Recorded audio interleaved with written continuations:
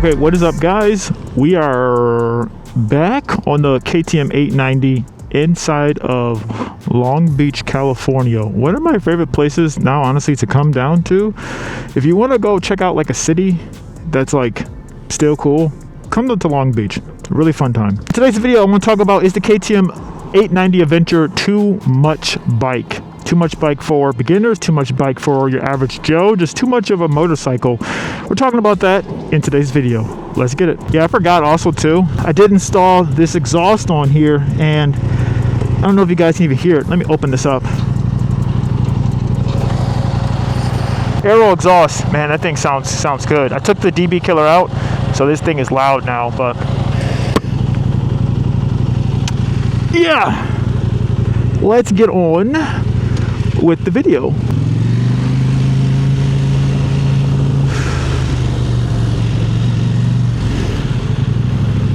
Is the KTM 890 Adventure too much of a bike?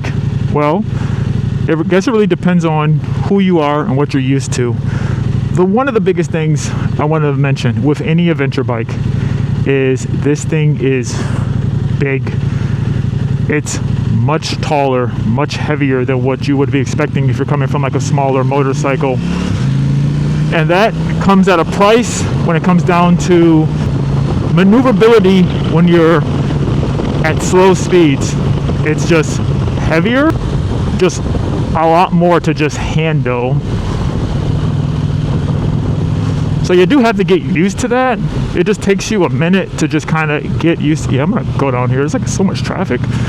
It takes you a minute to get used to that much weight if you're not used to it.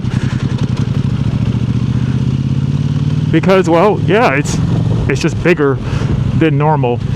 If you're used to smaller bikes, you're gonna be limited just because you're gonna have to be like picking this thing up so much. Not picking it up, you're gonna be manhandling this weight. So it does take a little bit longer to get, just takes a little bit longer to get used to that.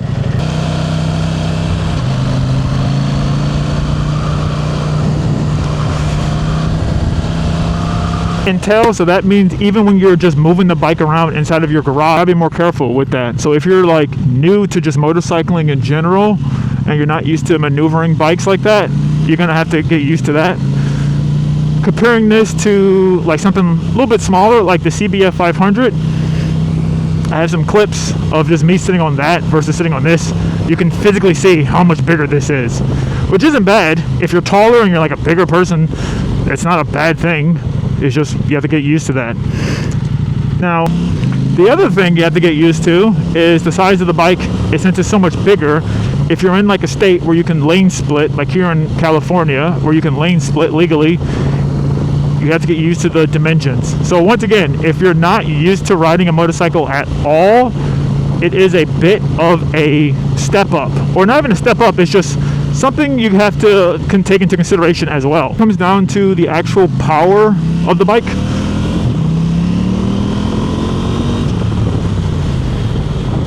The bike itself, it has some get up and go. This is the 890. This has, I think it's like 100 and, I don't even know, it's like 100 something horsepower. It's not like 150, it's like literally like just over 100 horsepower.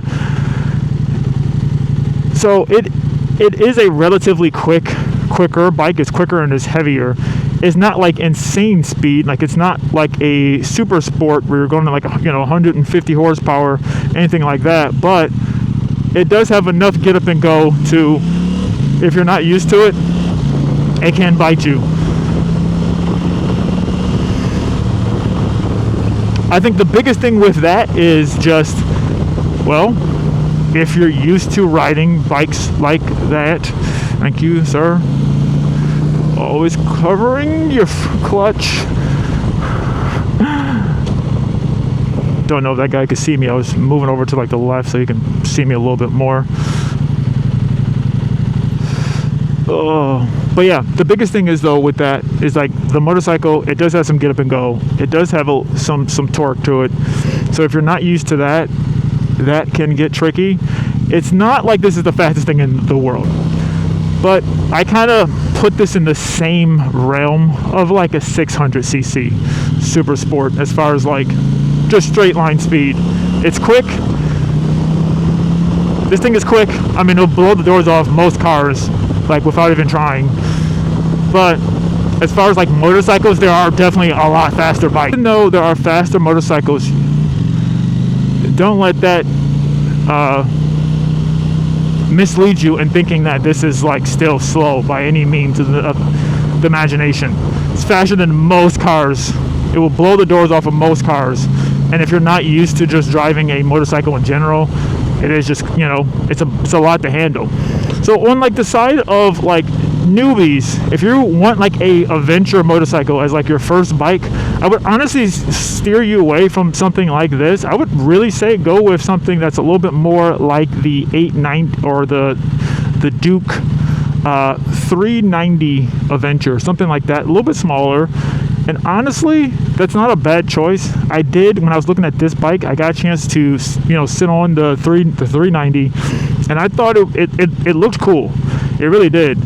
Only thing with me, I'm gonna say a little bit taller, so I personally felt like I was just like a little bit too tall for the motorcycle, but it wasn't a bad bike at any stretch of the imagination. There's other smaller displacement bikes that I think would be great if you want like an adventure bike as your first motorcycle. Wow, that aero exhaust sounds so good. I don't really know where I'm at. I'm in Long Beach. I'll keep going straight, I guess. Don't know where I'm at. I'm just kind of just chilling. But even here, I could be lane splitting, but like I'm like literally the second car, and these lights are not that long. Goodness, my thing is getting hot. Wow. My bike is definitely getting hot. Wow.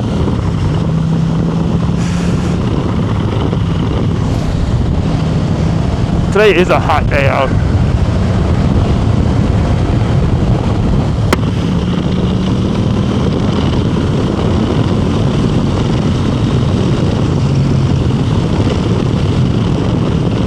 Man, that's the thing about motorcycles, man. They just are so quick. Oh, I've been here before. This is where the I forgot what this is called. This is like, there's a thing here. I've been here before. On the channel, when we went to a car show, we thought it was here, but it turns out it definitely wasn't. Yeah, I remember I parked like right down here.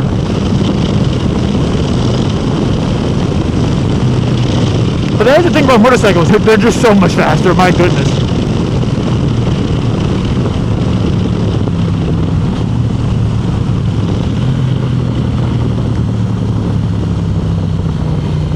This exhaust sounds so good. Honestly, I'll go this way. I want to go this way. I don't know what's even down here though, but we'll guess we're gonna find out together.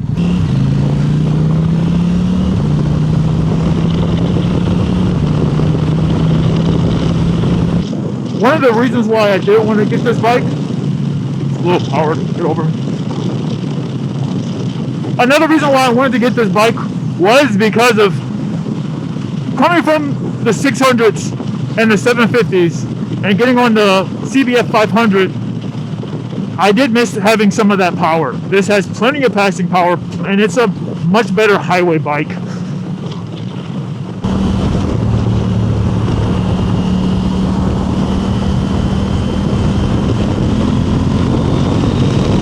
The passing power on here is great.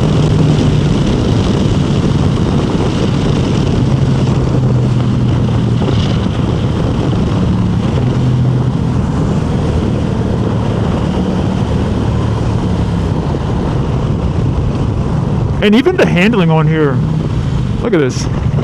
Even for this bike being,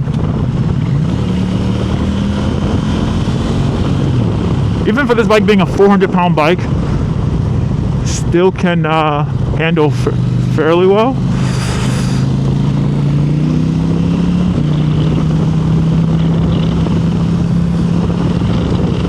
The LA River.